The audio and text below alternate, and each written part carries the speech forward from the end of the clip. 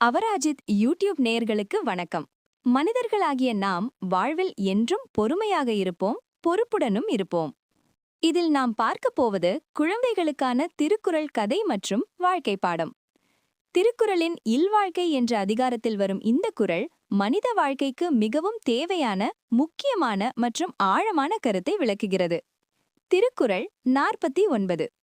அரண் எனப்பட்டதே இல்வாழ்க்கை, அஃதும் பிறன் பழிப்பதில்லாயின் நன்று. பொருள்: அறமென்று சிறப்பித்து சொல்லப்பட்டது இல்வாழ்க்கையே ஆகும். அந்த இல்வாழ்க்கையும் மற்றவர்களால் பழித்து பேசப்படாத நெறியில் அமைந்திருக்குமானால் அது இன்னும் சிறப்பாகும். இதன் சிறுகதை பழிச்சொல்லற்ற வாழ்வு. ஒரு ஊரில் சோமநாதன் என்ற வணிகர் வாழ்ந்து வந்தார்.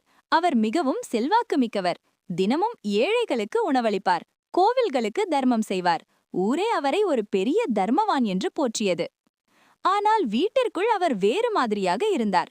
தன் வயதான பெற்றோரை ஒரு சிறிய அறையில் அடைத்து வைத்து அவர்களுக்கு சரியான உணவோ மருந்தோ தராமல் கொடுமைப்படுத்தினார்.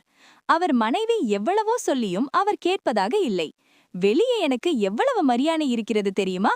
நான் செய்யும் தான தர்மங்கள் என்னை ஸ்வர்க்கத்திற்கு அழைத்து செல்லும் என்று கர்வமாக பேசுவார். ஒருமுறை அந்த ஊருக்கு ஒரு ஞானி வந்திருந்தார். சோமநாதன் அவருக்கு பெரும் விருந்தழைத்தார். விருந்து முடிந்ததும், சுவாமி, நான் செய்யும் இத்தனை அரசியல்களால் எனக்கு நல்ல கதி கிடைக்குமல்லவா என்று கேட்டார்.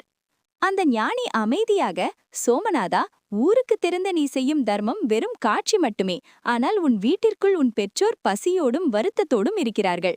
உன் இல்லறம் மற்றவர்கள் பழிக்கும்படி இருக்கிறது. உன் பெற்றோரின் கண்ணீர் உன் தான தர்மங்களால் எரியும் ஒளி அனைத்தையும் அணைந்துவிடும் என்றார். தொடர்ந்து அவர் அரண் எனப்பட்டதே இல்வாழ்க்கை என்றார். வள்ளுவர் சொன்ன குறளை உணர்த்தினார். அதாவது, இல்லறத்தை ஒழுங்காக நடத்துவதே மிகப்பெரிய அறம். அதுவும் பிறர் பழிக்கும்படி இல்லாமல் இருக்க வேண்டும். நீ உன் கடமையை செய்யாமல் செய்யும் தானத்திற்கு பயனில்லை என்று விளக்கினார். தன் தவறை உணர்ந்த சோமநாதன் அன்றே தன் பெற்றோரிடம் மன்னிப்பு கேட்டு அவர்களை நன்றாக கவனித்துக் கொள்ளத் தொடங்கினான். ஊர் மக்கள் அவன் குடும்பத்தை ஒரு முன்மாதிரி குடும்பமாக பேசத் தொடங்கினர். அப்போதுதான் சோமநாதனுக்கு தன் வாழ்வு முழுமையடைந்த உணர்வு கிடைத்தது. இந்த குறள் இல்லறத்தின் முக்கியத்துவத்தையும் பழிச்சொல்லுக்கு அஞ்சி வாழ்வதையும் அழகாக விளக்குகிறது. மேலும் இதுபோல் மற்றொரு திருக்குறள் கதைகளுடன் மீண்டும் இந்த சேனல் வழியாக நாம் சந்திப்போம். எனவே இந்த சேனலை சப்ஸ்கிரைப் செய்யவும் மற்றவர்களுக்கும் பகிரவும். நன்றி, வணக்கம்.